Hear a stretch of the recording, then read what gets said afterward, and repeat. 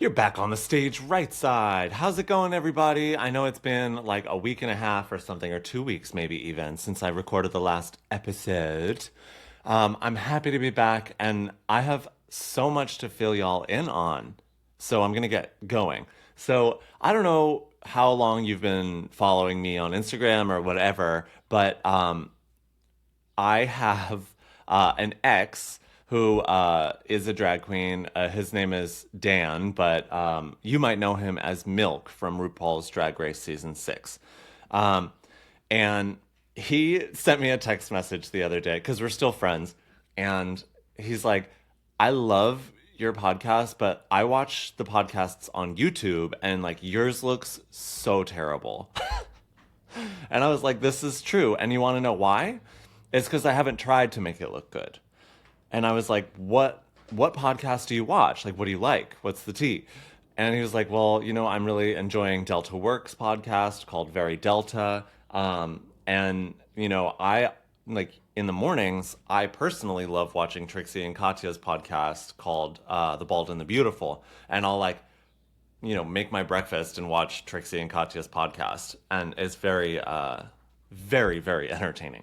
And they have like full production teams behind them, or like they're part of a podcast network. The difference here is they're famous drag queens, and I'm a ballet dancer, and I'm doing this all myself. So, but hopefully for the next episode, I'm gonna step my pussy up and make a little, set design. I have a 2 bedroom apartment here in Brooklyn with a small second bedroom, and I had a sort of guest setup in there, like guest room setup that sort of worked well enough for people when they came and stayed over. But I did a stoop sale this weekend, and I got rid of some furniture with the help of some friends. Shout out to my girls who helped me. And I'm going to make a podcast studio in that room. And it's going to be really like fierce looking, I think. And I'm doing everything on a literal shoestring budget. So please feel free to donate in the show notes. There's a link in the show notes where you can be like, here's, $5 or whatever. Because, you got to spend money to make money, but like, I don't want to do that anymore. Like, I don't want to spend my own money anymore. And, until perhaps someday I get picked up by a podcast network, it's my own shekels going to like, a curtain and stuff. So that being said, I'm very excited to hopefully unveil a fabulous, kind of budget looking set with y'all maybe for the next episode. Okay, so the origin of this podcast, the stage right side with James Whiteside, it was from my dressing room at the Met Opera. I started it in 2015 or 16 or something. And I would just bring my computer and a mic to my dressing room at the Met. And, this was back when we were doing 8-week seasons, and it was so much. I don't know how I have the energy to do anything, like truly, because I would be like performing so much, doing the hardest shit, and then I'd be like, all right, now Mark Morris is gonna come and hang out with me in my dressing room for an hour, and like Alexi Rotmansky and like Kevin McKenzie. I had like Jamar Roberts came by. Like I had so many fun guests, and we only have 5 weeks in the Met now, so I feel like that's really limiting to doing this podcast. And to be completely frank, like I can't make any money off of doing a podcast 5 weeks out of a year. That's just not realistic. And also, going back to the set design thing, you know, YouTube ads pay way better than just like audio programmatic ads on a podcast. So to have a holistic kind of situation where I can be paid boots would be so lovely. What else? So, to take it back to that sort of Met Opera dressing room energy, I am going to make my podcast studio, air quotes, into a sort of dressing room. And I got a curtain that is hopefully the same color as the Met Opera like majestic curtain that pulls open from the center. I don't have that beautiful embroidered pattern on it or any sort of tassel energy, but maybe for future seasons of the stage right side, I can upgrade. What else? I'll have some like merch and things. Like I got a stage right side mug, sort of like branding boots. I need to stop saying boots, but it's a filler word. Um, Much like And I'm gonna put some costumes that I have up, some like beautiful ballet things. Just make it ballet the house down, thigh highs. So that's the update there. So thank you, Dan, aka Milk, for shaming me into upgrading my situation over here. And then you can watch it on YouTube right now, but it's literally just my living room, which is pretty. I got this beautiful piece of artwork behind me that is sort of referential of a penis. There are two apples representing New York City, the Big Apple, and then a point shoe, which is one of my point shoes that the artist Harriet Rock painted. Yeah, and the point shoe is the penis. So you're gonna have to go on YouTube to see the artwork behind me, and some plants and some lovely things. We've got a toreador behind me. We've got a magazine clipping of my Fire Island home. I own a really great little beach house in Fire Island Pines, and it is the best thing ever. So yeah, you're not gonna see my living room anymore, but you're gonna see a fifth studio, fifth. Also, I don't know what I should be wearing for these podcasts. I feel like it would be kind of fun to dress up as though I was like going to the ballet and then make my guests, because I want to have guests more frequently. Have my guests wear like suits and gowns and like whatever they feel fierce in. That could be really cute. Hopefully, we're not just like sweating to death in that small bedroom. I also wanted to see if there was anyone out there, or if you know anybody who's like a video intern or like an editor or something, because I want to be able to produce social sort of like blurby content that I can post to my Stage Right Side Instagram, which is at the Stage Right Side. You should follow that. And I need somebody to help me with it. I don't have a lot of money to pay for this, but this will be a paid position. And if you are passionate about video editing and perhaps don't hate me, do refer, I don't know, your nephews and cousins and whomever to perhaps be my video editor. And you can send an email to thestagerightside@gmail.com to connect me with a possible editor or somebody to like be an assistant for the podcast. That's thestagerightside@gmail.com. So please help me out. I think it'll greatly improve things. I want to start with like a very, very sweet thing today. So I don't know. I've been very disillusioned on the internet these days. I don't know if you can hear, but there is a baby crying the fuck, like meltdown boots. I need to stop with the boots. And I'm worried about this child. Okay, going back to the sweet thing. I'm very disillusioned about the internet. Why? I'm over it. However, I keep having these things happen to me that remind me of like sort of what I've done over the past 10 years. And, it makes me take a moment to like be like, okay, I don't need to be such a little grumpy bitch about this. I have actually had some semblance of an impact on people's lives. I got this card at the Kennedy Center when we were doing Crime and Punishment there. And there was a woman waiting at the stage door for me, and she had a copy of my book, and she had a card for me. And she said, don't open it now. Open it when you get back to New York or something. And I was like, okay, cryptic as fuck, but like, sure. And, I got back to the city, and I like unpacked and everything. I put the card on my desk. A couple of days passed, and I was like, oh, I should read this card. And I'm like sitting drinking my morning coffee, and I open this card, and I hope she doesn't mind, but I'm going to read it to you. I'm going to omit her name. All right. Dear Mr. Whiteside, This note is to let you know how much I appreciate and need all of your artistic work. I love your choreography. I love your videos. I love your podcasts. I especially liked your interview with Mark Morris a few years back.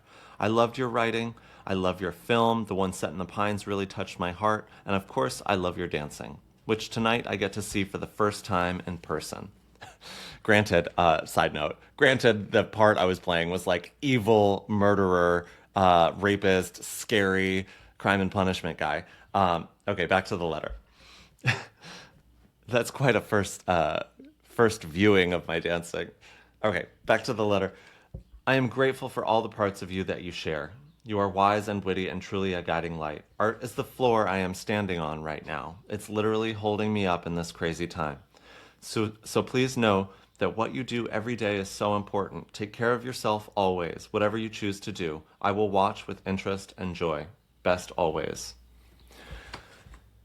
So that was a beautiful reminder of I don't know. Sometimes I forget what the fuck I'm doing, and I'm just doing whatever I want, which I recommend doing, by the way, and I forget that it might actually mean something to somebody, and my disillusion with sharing myself and doing whatever it is that I do outside of my 9 to 5.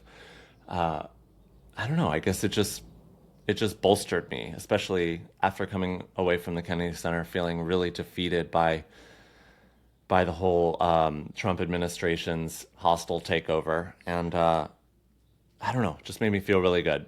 And then similarly, I went and took class. We're on break right now at ABT. So, we had 2 weeks off after the Kennedy Center, and we're starting up for our like tour season tomorrow. And I was at Steps taking class with Nancy Bielski, and there was this group of women standing at the door for the entire class, and I could they were just staring at me. And here I am, I'm minding my business, like turned in as hell, like sweatpants, just trying to keep my shit together on a layoff. And it was very sweet. I could tell that they knew who I was and that they were watching me. And so after the class, I left the studio, I went and changed, and I came out, and they stopped me and they said, James, and I was like, hi ladies, like what's going on? And I don't know, their excitement about ballet, about what I do, they told me that they had read my book and that they loved the Cindy's ballet class during the pandemic, and that it really helped them have a structure to their weeks. And I was like, ooh, diva, me too. I don't know. It's just, these little reminders are very surprisingly important to me, because I feel like perhaps I can wonder why I'm doing anything. And I so often operate on a like, okay, here goes. I want to do this thing, and so I'm going to do it. And then I don't quite realize that people actually watch things and read things and look at the stuff I'm doing. It's like surprising to me, I guess. And it just makes me feel really, really, really fucking good. So I want to thank all of you out there who take notice of the work I do, whether it be on stage or off. And I'm just grateful. So thank you. Okay, I want to take a little break, and we'll be back with Question Horse, all right? On the stage right side. BRB. Question Horse is riding into town on all four hooves. Is it pronounced hooves or hooves? Hooves. Her hooves. Her hooves clopped. She needs to be reshod. Felicia Rashad. Okay, now that we got that mania out of the way, this question is from Franny Rosen.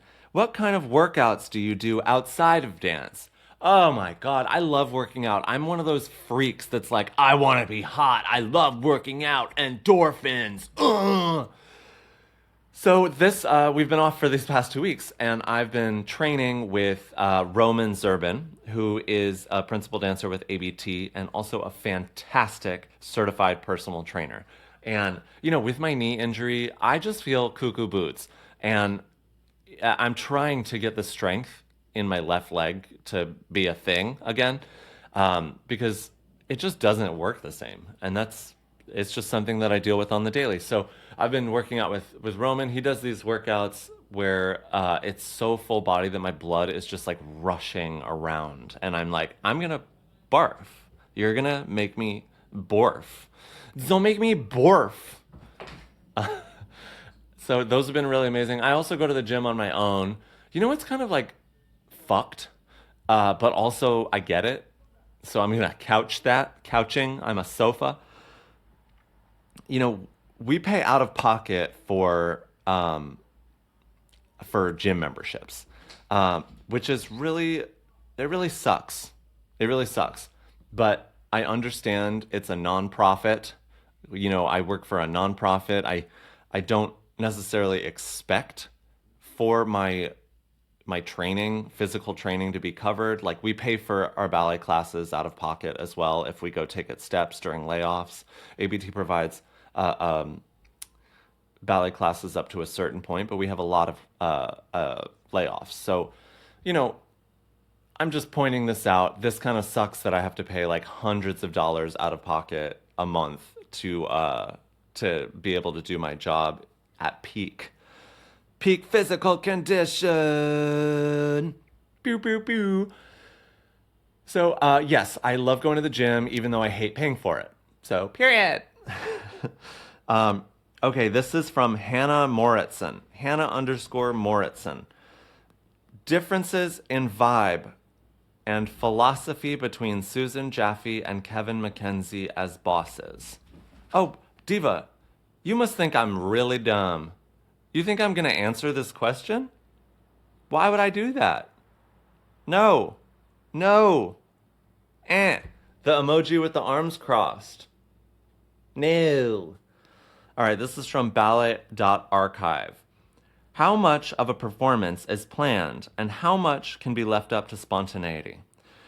So, technique is planned because I've been working on it since I was 9 years old. But performance should be the time when you are free. And I know that's fucking impossible in a way. And freedom can come in many different forms. It can feel like you want to die also, because it's so in the moment. It is like one of the only times in my whole life where I am present. And there's so much dread and all of this, it's a crazy experience to be on stage in front of thousands of people doing some of the most technically difficult foots in existence. I don't know how Olympians do what they do, but we do it on a smaller scale, meaning fewer people watch. But I do believe what we do is incredibly difficult as well. There's so many aspects of difficulty to it. But I try very, very much to be just a good time gal on stage, and specifically with stories. You have to listen to one another and react and, I don't know, stay aware of an audience being the one who needs to understand the story. So it almost feels like my own feelings don't matter at all. And if I'm feeling too little or too much, that doesn't matter because there's a story to tell. Yeah, I've had performances where I felt like so emotionally drained and it was like so pretentious in my heart and mind. And then people would come back and be like, that was not it, Diva. No, honey, you did not eat down. And these are lessons to learn, because through your sort of self-indulgence and like, over feeling, it can be really off-putting to an audience. You're like, what is she going through? Is she well? The dancing's not that good, but she's clearly going through something. Yeah, so there's a balance between like doing what you feel, what you need, what you want, and also remembering there are 5,000 people out there who need to fucking understand the story and not be distracted by you being weird. So there you have it. This question's also from ballet.archive, which is an amazing account on Instagram. Iconic account. Follow ballet.archive. If you could dance any women's role, which ballets would be on your list? Oh my God. I mean, I want to be a hooker with a cough. You know? Any ballet where there's a hooker with a cough. Give me Manon. Give me Lady of the Camellias. Give me, oh God, what else? Oh my God, I want to do like the Siren in Prodigal Son and just be a drag queen. Um, I want to do Diamonds. I want to do Symphony in 3 female principal. Um, I want to do In the Middle Somewhat Elevated. I need to like, break my hips for that, but that's okay.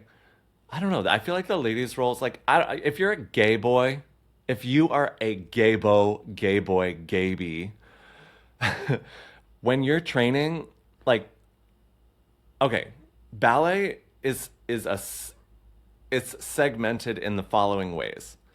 Okay, you're in a men's class, and you're a child. Okay, you know who's gay because of the following. The straight boys are practicing double sotobosks and consecutive double tours and 540s and things that'll shatter their bones. And the gaybies, they're over there working on Princess Florine. They're working on Aurora. They're working on Serenade, okay? And you just keep your eyes peeled. Mothers, go to your kid's ballet class and watch your kid in the back of the class. And if he's practicing the lady part, oh honey, you best be having a talk with them when they're at an age where you feel they can handle it. And also, lucky you get a gay kid. You're gonna have more fun than any other mom out there. All right, gay kids and their moms are just like the best. It's like a daughter. That's all. Yeah, I would love to do some lady parts. Also, oh, this is cool. Maybe this is the first time anybody's hearing of this, but Ballet 22, which is a sort of gender identity inclusive ballet company out of California, is going to be licensing my ballet called City of Women. They're doing an excerpt of it this summer. So this will be the first time another company has licensed City of Women since ABT commissioned it in like that was like 2022 maybe. Because this was a piece that I had done for the ABT incubator, which is like a choreographic workshop for lack of a better term. And they liked the dance, and Kevin was the director at the time, and he was like, I love this dance. I want to, I'm going to sneeze, guys. Hold on. Oh my God, bless me. Sorry. Ooh. I'm going to keep that in. Keep it in. Ooh. And he really liked the dance, and he was like, I want to put this in the gala in 2021. And this is going to be a piece d'occasion. I don't know how to say that. Did I do all right? But then, you know what happened? Divas? COVID. So it got canceled for the gala, and I was like, so is this commission dead in the water? Like, what now? And thankfully, ABT did a lot of COVID video work and like bubbles and things. So he was like, all right, let's do it for one of our bubble programs, and we'll do like a live stream for World Ballet Day, or I think that's what it was. And so we filmed the dance called City of Women at Kotzbahn with on ABT dancers, and I expanded it and added a corps de ballet. And yeah, I'm really, really proud of it and what we were able to do during COVID. Like it was hard. And yeah, you can watch it on YouTube. I think it's really pretty. So Ballet 22 is licensing an excerpt of that. And I just think that's freaking awesome. Can't wait to see that. I think it's going to be in San Francisco this summer. More info coming soon. Do you want to talk about? You want to talk about doing ladies' roles? Can we talk about Shannon Bobannon for a second? Who out there knows who Shannon Bobannon? Raise your hand. I can't see you, but I better see some hands up in the air. Shannon Bobannon was a character that I did on the internet during like mostly COVID, and she is a news anchor. And she has a blonde, straight, long wig, and she has really overdrawn lips and terrible eyeshadow and like eyebrow. Like it's just the worst clown makeup. It's full clown town. And she would come. She had a turkey baster as a microphone and a tweed jacket, and she would go, "Shannon Bobannon fires news like a cannon." And then she would report on various things. Like there's one where also She Is Me. I would do this skit. And there was this one where my timer, my laundry's done. That'll have to wait. I'm busy. There was one where she was like, have you ever wondered what's in the American mailbox? And then she went outside. This was during COVID, so I was at my then boyfriend's parents' house in Syracuse, New York. This was Dan, aka Milk. And we've since broken up amicably. Amiclamidia.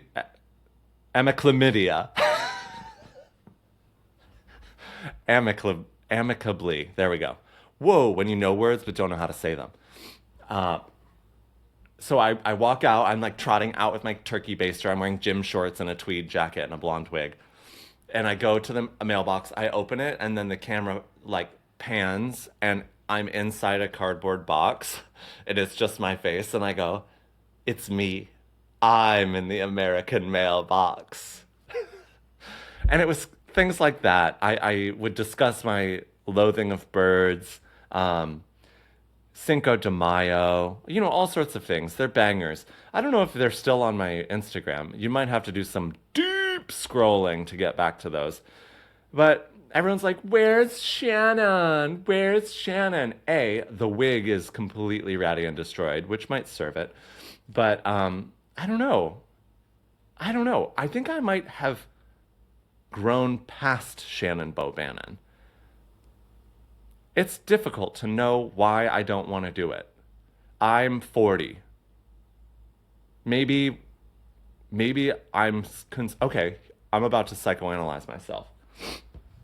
Maybe I am concerned because in the next couple of years, I'll want to retire from performing with American Ballet Theater. And I'm concerned, perhaps, that when I transition to hopefully becoming a full-time choreographer and writer of books, that my nonsense internet stuff will force people to take me less seriously, which has, of course, been the case in my entire life. But, however, I love doing whatever the fuck I want because that is fierce. And, if I'm happy, then I don't really care about anything else. So it's confusing because I'm like, do I want to grow up? Do we have to? Because I'm 40 and retiring soon.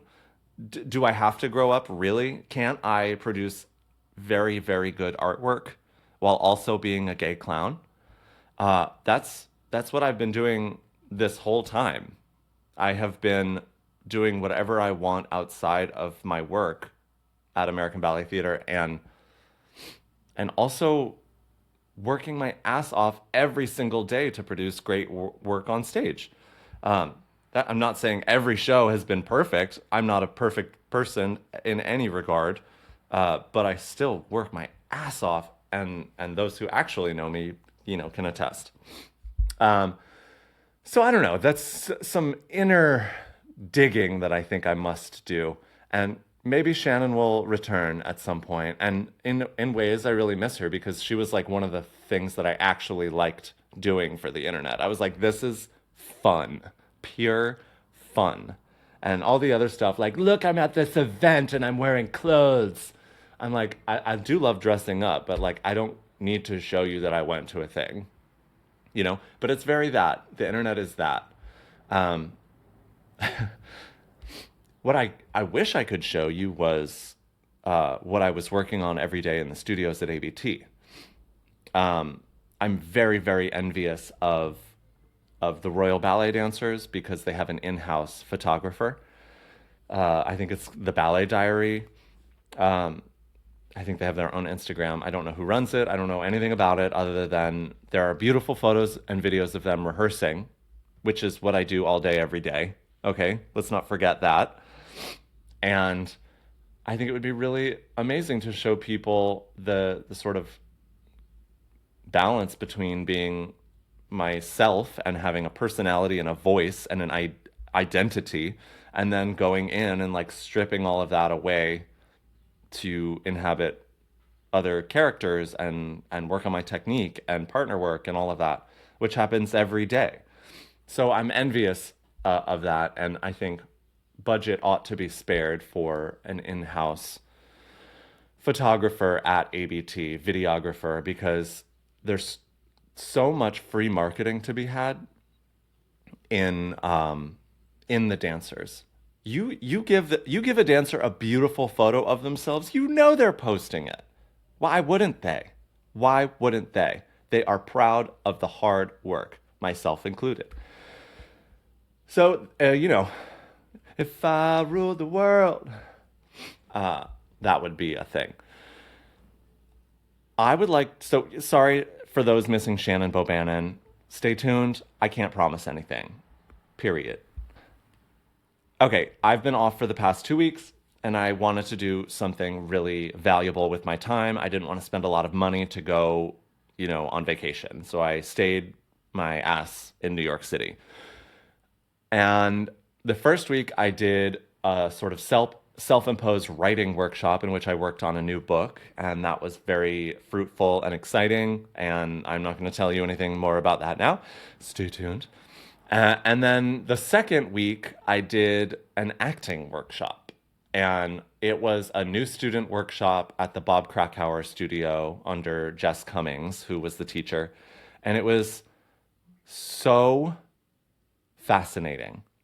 I am not a trained actor in any regard. I have never taken any classes. I was the noob of all noobs in this space. Um, but, you know, being a performer, I felt comfortable perhaps in ways that others did not.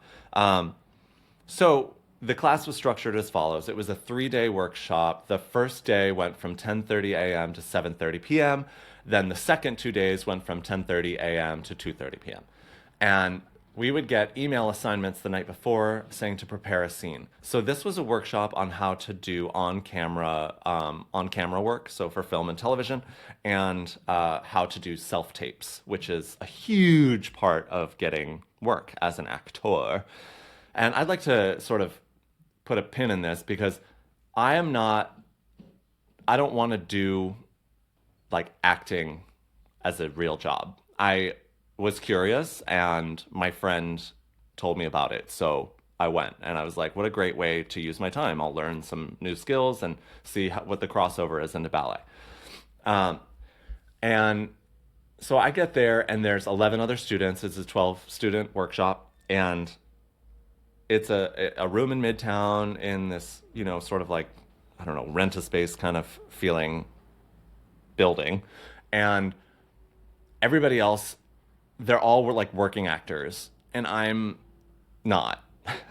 And so we arrived, we were told to prepare a scene for that day. And so we were going to self tape the scene in front of everybody.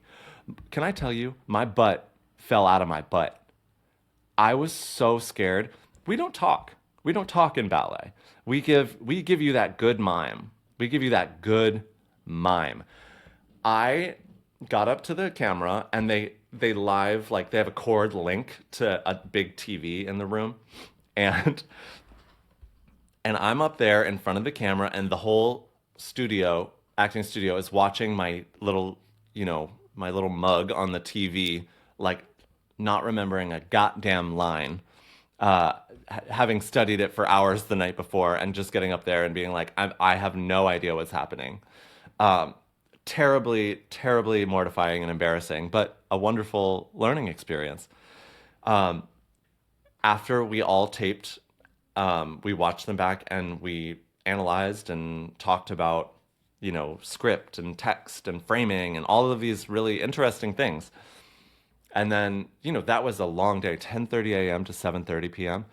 Okay. My brain felt like my brain hurt because in ballet, you move your body so much, you forget that, you just forget that people sit down. Like people sit down and have to think, and that's not something we do. So I can't tell you, my brain hurt by the end of the day from focusing, like just dagger focus to the center of the room for 75 hours. Then we got an email that night to prepare a scene for the following morning. So I got home around like 8:39 and then prepared the following day's scene, which we were going to film in front of the whole class again. I improved greatly upon the second day, and I was like, I felt kind of good because I felt like the teacher, in ballet, we're so reliant upon feedback from our coaches, from our directors of repertoire, from directors, from friends. So the moment I got like an ounce of praise, I was like, I can do this, I can do anything, which is so depressing, but it's a fact. Um, and then the third day, we had to prepare our final scene for the class. And it was just so interesting hearing Jess, the teacher, talk about, um, framing and eye line and all these things that are so specific to like a very tight camera shot, as well as, things like the history of the camera and things that you take for granted technologically.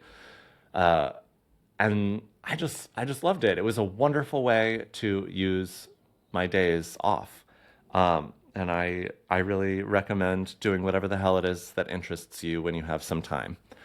So yeah, I loved it. I felt like I learned a lot. I can't claim even remotely to be a good actor in speech, but that's fine. I would have to train and develop skills. It's not easy to do anything when you don't know how to do it. Speaking of not knowing how to do things correctly, I want to talk about my gripe of the week. My gripe. Okay, I love going to the gym. The gym is fierce. We stand. However, I want to talk about straight men at the gym. I I think straight men are just really, really confusing to me in that I feel like 95% of their behavioral action is sort of led by the desire to not seem gay. It is led by their fear of not appearing to be gay. Hear me out. I know it's a reach. It's a reach around, if you know what I mean. um, so, something that drives me crazy is at the gym, there is like a straight man vibe that is so performative to me. And what, like, a great example is, say I want to use the little thing with the two dangly ropes to do the tricep extension, whatever. And there's a guy standing next to it, and he's got like a towel over his head and like those big headphones like over the hoodie and the towel, and he's lifting his shirt up and like rubbing his stomach. And I'm like, who is this for? What is this performance art? Like, why are you showing everyone your stomach? Like why are you talking to your buddy right now and like showing off your stomach and like rubbing your stomach? What is that?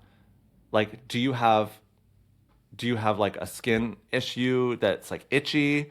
Like, just keep your eyes peeled. Next time y'all are at the gym, look for the stomach rub. It is so real. It is so real.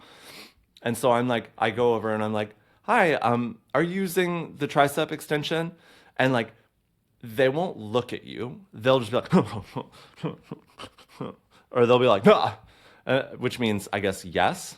they're using it, or if they're not using it, they'll be like, no, and they won't look at you. There's no hint of cordiality or manners or pleasantness, and then they sort of like caveman away. And I think because the gym can be a hyper cruisy space, I think that, and by cruisy I mean like men are eye fucking each other because they want to do anal. I think straight guys are so afraid of being assumed gay that they put on this weird sort of like Neanderthal performance art to dissuade anyone from perhaps, saying, "Hi, I like your face. Do you want to make out?"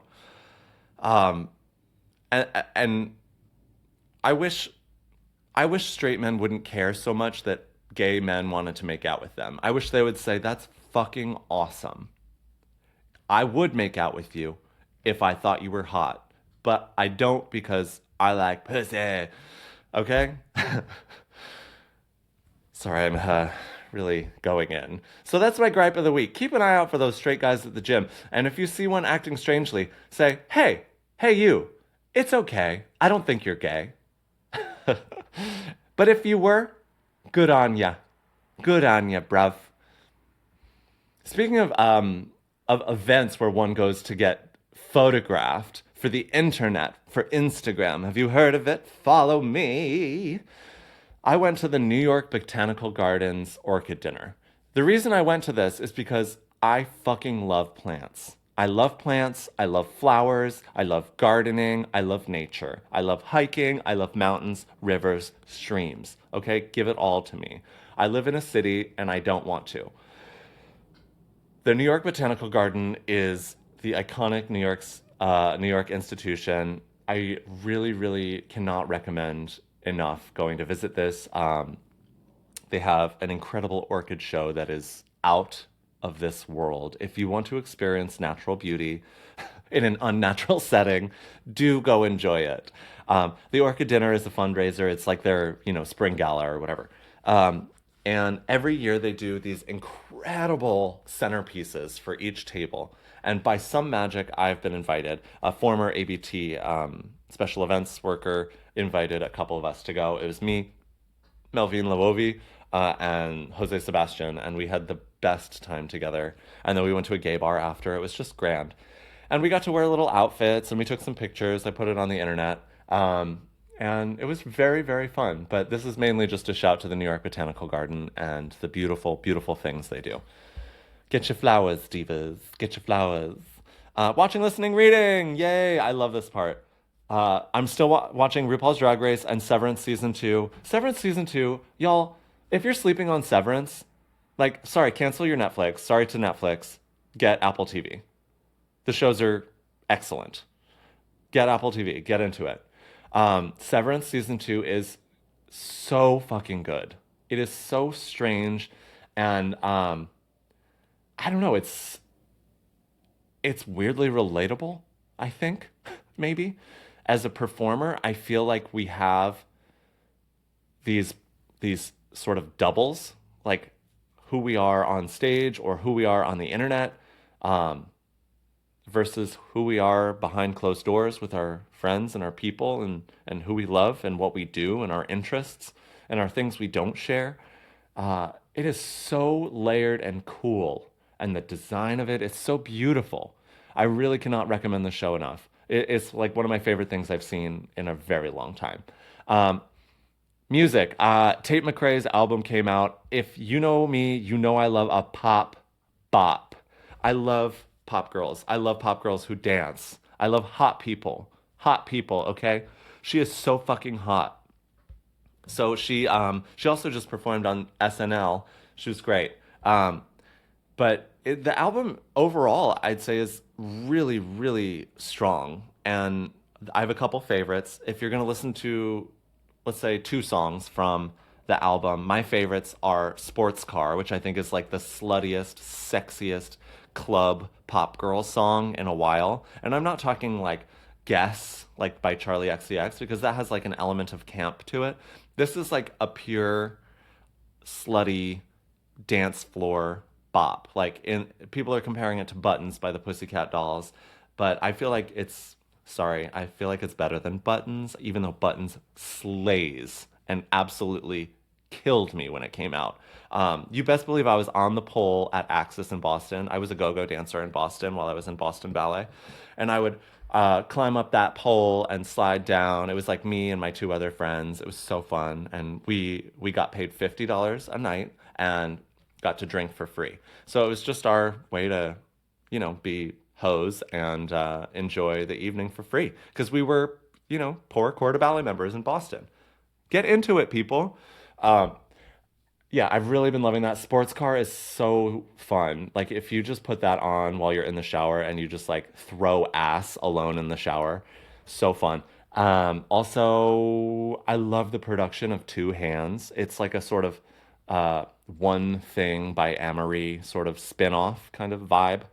And I love it. I also love the message of it. It's like keep touching me, please, forever. Excellent. However, I did look at she has a tour coming up, and what the hell is happening with concerts? What in the actual? You have to be a rich person to go to concerts, like full rich, period, upper class. What? Like, I want to go see a pop girly at Madison Square Garden. Why is it $800? I'm not doing that. I'm not going to MetLife Stadium either. You're not getting me to MetLife Stadium. No. I live in New York City. It's put it at MSG where the girlies can take a frickin' subway home. Yeah. And it's good press because then everyone goes down to the subway and sings your song. It's all over the internet. Okay, so I'm reading a book that I'm so sorry. I don't like the book. I don't like to say this. I do not like the book. And I'm gonna finish it because I'm like 70% through. And I keep waiting to care about these people. I don't. It is called A Deadly Education, and it's a hugely successful, wildly popular book, fantasy book by Naomi Novik. I loved Uprooted. I loved Spinning Silver. Those were fire. Spinning Silver was really, really a slay. Check that out by Naomi Novik. However, A Deadly Education, floppity flop flop. And that's okay. Can't all be winners. Even though she probably made a bajillion dollars off of it, and it's probably like a TV show or something that I don't know about. I'm also listening to the audiobook of Polysecure still, and it's kind of boring as well. So I feel like I'm in a literary rut here. And Polysecure is really interesting for those who are curious about the structure of relationships and discovering what they themselves enjoy and are interested in. I feel like I'm still figuring it out, and I've had all sorts of experiences in relationships. Yeah, open, closed, you name it, and I think I'm coming to the realization that I am not a polyamorous girly. I think one boyfriend is enough, but never say never. I'm open to pretty much anything. But yeah, Polysecure, fascinating, science-y, and also if you want to learn about what the options are, basically. That is all I've got for this episode of the Stage Right Side. Hopefully next time you're going to see me on a fierce set that looks nothing like the Met Opera, but will be a vibe. Make sure you're following at the Stage Right Side on Instagram for links to things I talk about. So I'm not going to be spamming my James B. Whiteside account with podcast stuff. That's the quickest way to lose followers for me. And just check out the Stage Right Side, and I'll post all the things I've been talking about because I love to share what I'm watching, listening, reading, and things I've been talking about with you guys. All right, I want to finish again with a little story about my mom. So here we go. All right, 1989, 5 years old. One of my favorite gifts that my mother bought me was a small watercolor painting of a little boy and his teddy bear. She said it looked just like her sweet baby James. Like the boy in the painting, I, too, had a teddy bear, which I had named Magic Bear. He was cream-colored with a fat white tummy and an upturned nose, and I loved him as much as I loved any of my siblings. On the watercolor painting, beautiful calligraphic writing spelled out, "Follow your dreams, for they hold endless possibilities." My mother took me by the shoulders and shook me gently, with a wistful gleam in her eye. "You listen to me, Jimbo. This is what it's all about," she said, tapping her painted finger on the word dreams, which I could not yet read. She went on almost ruefully, "Follow your dreams, for they hold endless possibilities." And she hugged me close, resting her chin atop my tawny head. So I'm just gonna keep reading stories about my mom until you tell me to stop, okay? And do follow the stage right side, and you can ask me questions there and DM me and stuff. All right, love y'all, and see you next time on the stage right side. Bye.